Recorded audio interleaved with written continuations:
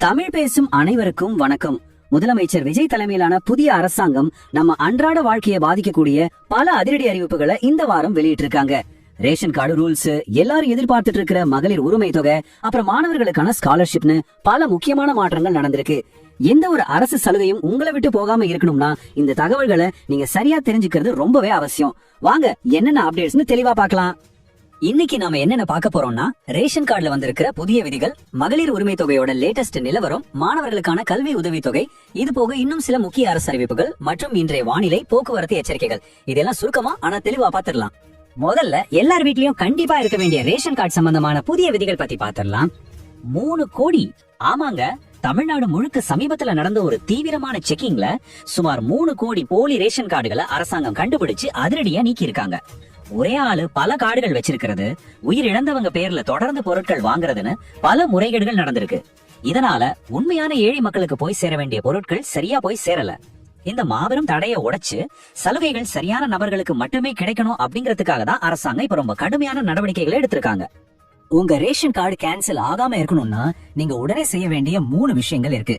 AAY, PHH மற்றும் NPHH ration card வச்சிருக்கிற எல்லாரும் கொஞ்சம் கூட தாமதிக்காம உங்க ஏரியா ரேஷன் கடைக்கு நேரா போங்க. அங்க உங்க கைரேகை அல்லது கண் வெளிப்பதிவு செஞ்சு பயோமெட்ரிக் முறையில உங்க ஆதார் கார்டை ரேஷன் கார்டோட லிங்க் பண்ணிடுங்க. இந்த EKYC முறையை இந்த மாச இறுதிக்குள்ள முடிக்கலன்னா கார்டு ரத்து செய்யப்படுறதோட அரிசி, சக்கரை போன்ற பொருட்களும் நிறுத்தப்படும் எச்சரிச்சிருக்காங்க.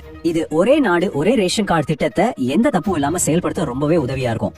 அடுத்ததா நம்ம தாய்மார்கள் எல்லாரும் ரொம்ப ஆவலா காத்துட்டு இருக்கிற மதிப்பு மிகு மகளிர் திட்டம், அதாவது மகளிர் உரிமை தொகையை பத்தின அப்டேட். வாட்ஸ்அப் திறந்தாலே இப்போ ஒரு நியூஸ் காட்டுத்தீ மாதிரி பரவிட்டு இருக்கு. வர ஜூன் 15ஆம் தேதி முதல் பெண்களுக்கு 2500 ரூபாய் கிடைக்க போகுதுன்னு சொல்றாங்க. ஆனா இதுல எந்த அளவுக்கு உண்மை இருக்கு? அரசாங்கம் இதை திட்டவட்டமா மறுத்திருக்காங்க. இது வெறும் வதந்தி தான். வாக்குறுதி கொடுத்தபடி கண்டிப்பா 2500 ரூபாய் திட்டம் வரும், அதுல எந்த சந்தேகமும் இல்ல. ஆனா அதற்கான அதிகாரப்பூர்வ அறிவிப்பு ஜூன் 18ஆம் தேதி நடக்க போற பட்ஜெட் கூட தொடர்ல தான் வெளியாகும். அதனால இப்போதைக்கு வதந்திகளை நம்ப வேண்டாம். வழக்கம் போல இந்த மாசம் 15ஆம் தேதியும் அந்த 1000 ரூபாய் எங்க அக்கௌண்ட்டுக்கு எந்த தடையும் இல்லாம வந்து சேர்ந்துரும். ஏன் இந்த 2500 ரூபாய் உடனே கொடுக்கல அப்படின்னு நீங்க யோசிக்கலாம். இதுக்கு முக்கிய காரணம் நம்ம மாநிலத்தோட தற்போதைய நிதி நிலைமை தான். இப்ப மாசம் 1000 ரூபாய் கொடுக்கறதே அரசாங்கத்துக்கு வருஷத்துக்கு 15,600 கோடி ரூபாய் செலவாகுது. இதுவே 2500 ரூபாயா மாறினா வருஷத்துக்கு 39,000 கோடி ரூபாய் தேவைப்படும். ஏற்கனவே நம்ம மாநிலம் சுமார் 10 லட்சம் கோடி ரூபாய் கடன் சுமையில இருக்கு. இதை எப்படி பேலன்ஸ் பண்றதுன்னு தீவிரமா யோசிச்சுட்டு இருக்கிற நிதி அமைச்சர் மரியா வில்சன் அவர்கள் இதற்காக ஒரு வெள்ளை அறிக்கை தயார் செய்ய சொல்லி இருக்காங்க. நிதி ஆதாரங்கள் எல்லாம் சரி பண்ணதுக்கு அப்புறம் தான் இந்த உயர்வு அமலுக்கு வரும். இந்த 2500 ரூபாய் திட்டம் வரும்போது ரூல்ஸ் கொஞ்சம் ஸ்ட்ரிக்ட் ஆக போதுங்க. NPH, PH, AAY கார்டு வச்சிருக்கிற 21 முதல் 60 வயது வரை உள்ள பெண்களுக்கு மட்டுமே இனி இது கிடைக்கும். அரசு ஊழியர்களுக்கு கண்டிப்பா கிடையாது. இதுல ரொம்ப முக்கியமான விஷயம் என்னன்னா, 60 வயசுக்கு மேல இருக்கிற மூதாட்டிகளை இந்த திட்டத்தில இருந்து எடுத்துட்டு அவங்களுக்கு நேரடியா முதியோர் ஓய்வூதிய திட்டத்துல மாசம் 3000 ரூபாய் கிடைக்கிற மாதிரி ஏற்பாடு பண்ணிருக்காங்க. இது போக விடுபட்ட 70 லட்சம் புதிய விண்ணப்பங்களையும் அதிகாரிகள் இப்போ ரொம்ப தீவிரமா செக் பண்ணிட்டு வராங்க. பகுதி 3, மாணவர்களுக்கான கல்வி உதவித்தொகை திட்டங்கள். வீட்ல காலேஜ் படிக்கிற பிள்ளைங்க இருந்தா இத கொஞ்சம் கவனமா கேளுங்க. அரசு பள்ளிகள்ல 6ஆம் வகுப்புல இருந்து 12ஆம் வகுப்பு வரைக்கும் படிச்சுட்டு காலேஜ் போற மாணவிகளுக்கு புதுமை பெண் திட்டத்திலையும் மாணவர்களுக்கு தமிழ் புதல்வன் திட்டத்திலையும் மாசம் 1000 ரூபாய் ஸ்காலர்ஷிப் தராங்க. பண கஷ்டத்தினால எந்த ஒரு மாணவரும் படிப்பை பாதியில விட்டுற போகாதுங்கிறது தான் இதோட முக்கிய நோக்கம். நீங்க வேற எந்த ஸ்காலர்ஷிப் வாங்கினாலும் இந்த 1000 ரூபாய் நீங்க அடிஷனலா வாங்கிக்கலாம். இதுக்கு நீங்க எங்கேயும் அலைய வேண்டாம்.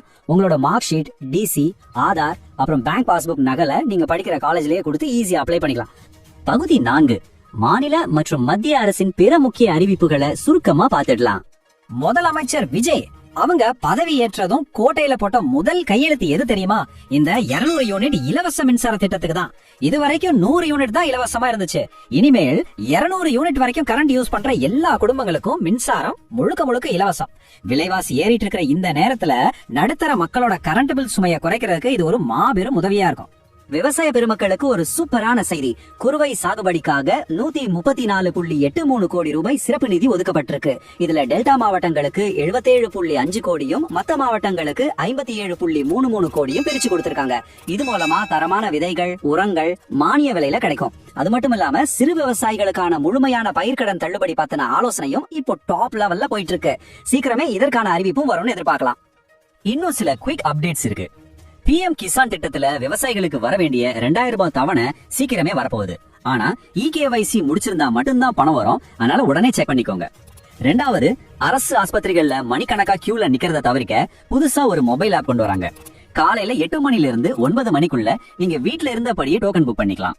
மூணாவதா, புதுசா ஜெயிச்சு வந்திருக்க எம்எல்ஏகளுக்கு வர்ற 16, 17ஆம் தேதிகள்ல சிறப்பு பயிற்சி முகாம் நடக்க போகுது. கடைசியா, வெளியே கிளம்புறதுக்கு முன்னாடி எல்லாரும் தெரிஞ்சுக்க வேண்டிய இன்றைய வானிலை மற்றும் போக்குவரத்து எச்சரிக்கைகள். நீலகிரி, கோயம்புத்தூர், தேனி, கன்னியாகுமரி மாவட்டங்களுக்கு வானிலை மையம் ஆரஞ்சு அலர்ட் கொடுத்திருக்காங்க. மணிக்கு 40 முதல் 50 கிலோமீட்டர் வேகத்துல பலத்த காற்றோட கனமழை பெய்ய வாய்ப்பு இருக்கு. அதனால ரொம்பவே ஜாக்கிரதையா இருங்க. டிராவல் பண்றவங்களுக்கு ஒரு நியூஸ். வீக்கெண்ட் ரஷ் சமாளிக்க சென்னை, பெங்களூர், மதுரை, கோவைக்கு ஸ்பெஷல் பஸ்கள் விடுறாங்க.